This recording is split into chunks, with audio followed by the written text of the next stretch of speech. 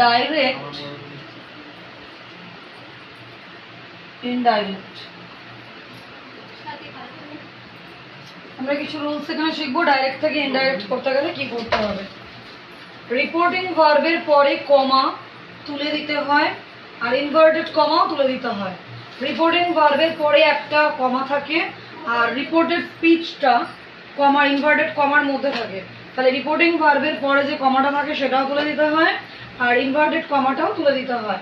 2 নম্বর rule, inverted কমার মধ্যে থাকা যে প্রথম লেটারটি ক্যাপিটাল থাকে, কিন্তু সেটা যখন আমরা ইনডাইরেক্টে লিখবো সেটা স্মল লেটার হয়ে যাবে।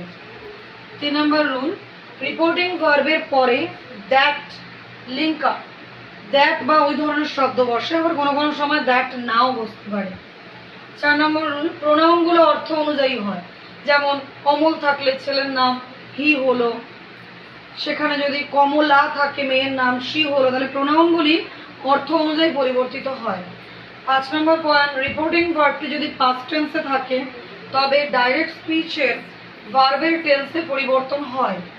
6 নম্বর রুল, রিপোর্টিং ভার্বটি পাস্ট টেন্সে থাকলে টাইম এক্সপ্রেশন অ্যান্ড প্লেস এক্সপ্রেশনের মতন কিছু শব্দের পরিবর্তন হয়। যেমন নাও থাকলে দেন হয়, হিয়ার থাকলে দেয়ার হয়।